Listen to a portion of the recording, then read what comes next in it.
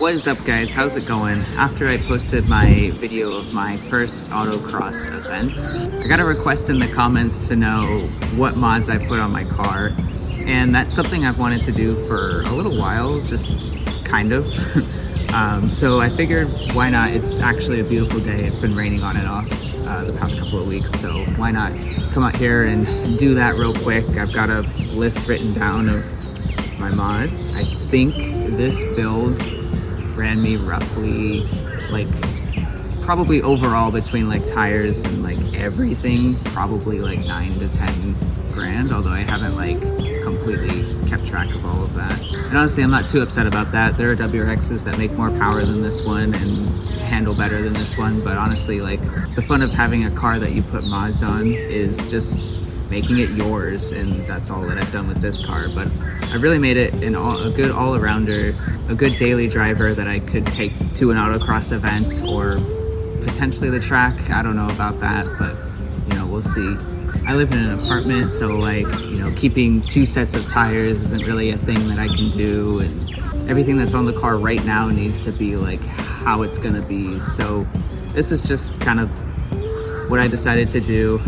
There's a million ways you can go with the WRX, so this is definitely not, most likely not the best way to go with the WRX, but it's kind of what works for me and what got me pretty much the car that I'm pretty much happy with. I don't really think, other than flex fuel, if Cobb comes out with a next gen flex fuel kit for WRX, which we've been waiting on for a long time now, that's pretty much the only other thing I want to do to this car. Everything else, maybe some new wheels as well, but everything else is pretty set for what I like. So let's get into it. So I'll start with the exterior. On the front, we've got just the front lip, the J&A Performance CS front lip. It does the job. I mean, it makes it look a little bit better in the front profile. I thought the solid blue bumper was just kind of meh, so, you know, upgraded that a little bit. Probably doesn't do anything for like front downforce or anything like that. Just, you know, just something to make it look a little cooler. Oh, I actually didn't have this on my list. There are mud flaps on all 4 that actually were on the car when I bought it. I bought it used at about like 9,000 miles. I also just realized this, the WRX badges from the previous owner were completely thrashed, so I went ahead and swapped those with a nice blue that kind of goes with the World Rally blue pretty well. So I'm pretty happy about those. Actually, I'm really happy about this mod specifically for the look that it adds to the car. I don't know. I don't know why I like this one so much. It's just really cool in my opinion. Tires, Continental DWS 06s, just solid all season tires. I live in Virginia. We get snow sometimes and I still have to go to work, so you know, I need all seasons and I can't keep 2 sets of tires, so that just has to do. Coming around to the back where all the rest of the exterior mods are, I have the F1 tail fog. I believe this is the Subi Speed. There's a bunch of tail fogs that look the same.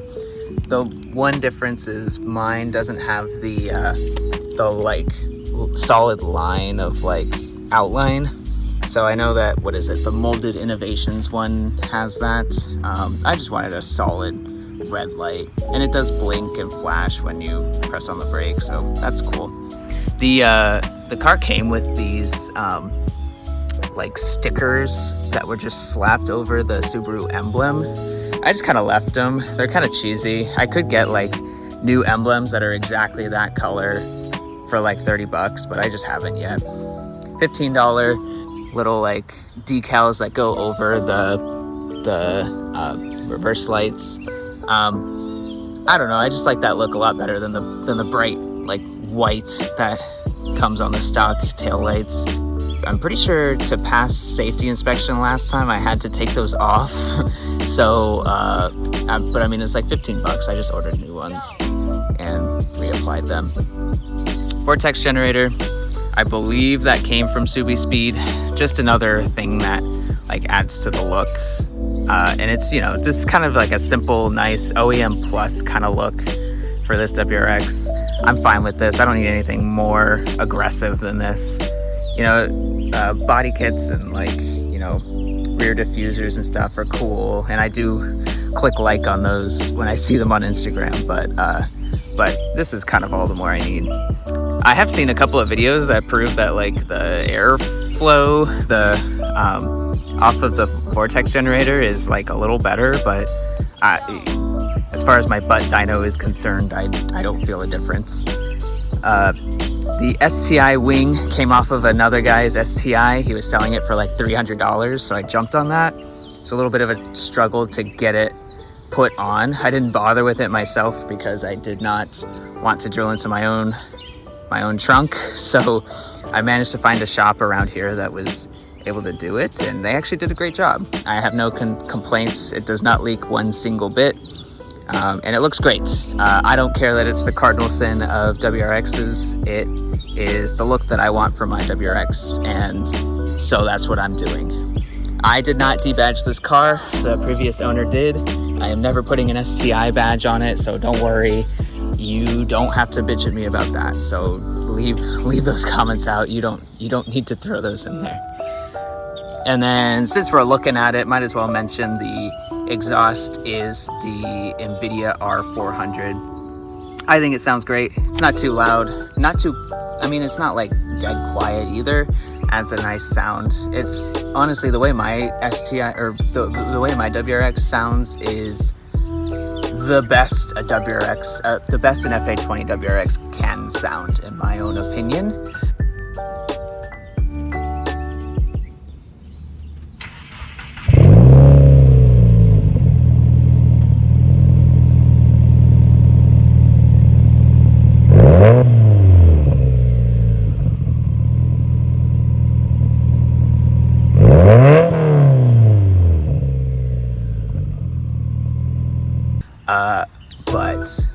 Well, maybe if I had a different downpipe, I'll get to that.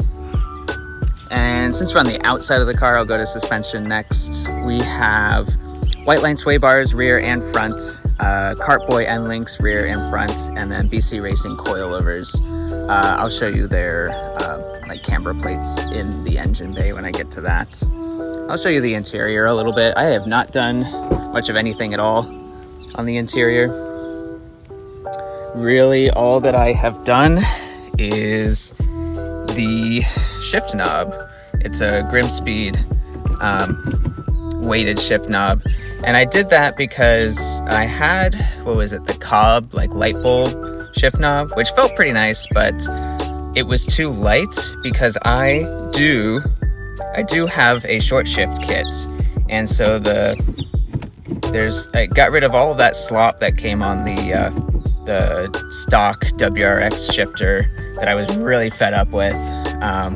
Shifted into first and showed there's still a little bit of play, but way less than the stock WRX shifter.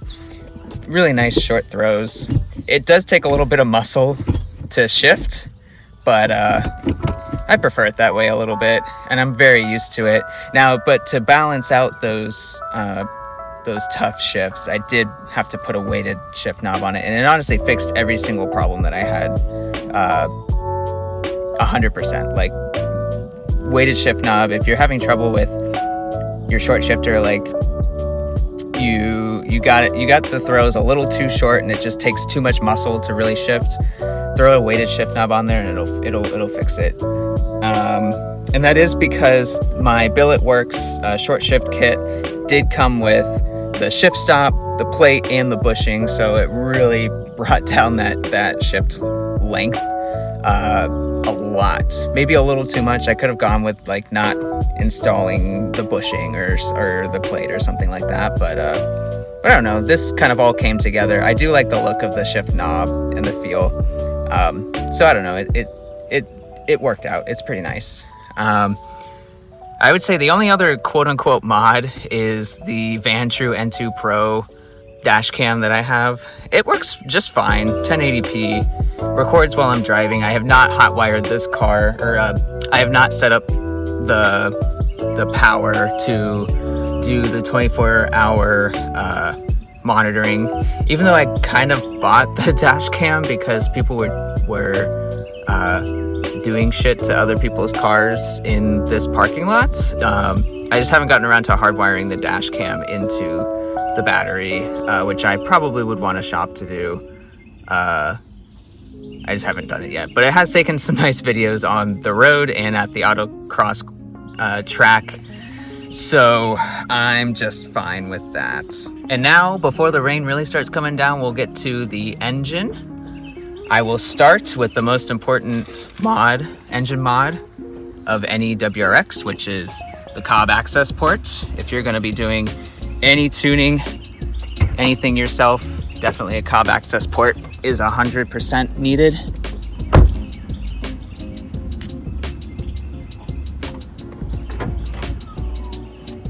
And the engine bay, super dirty right now, so I apologize for that.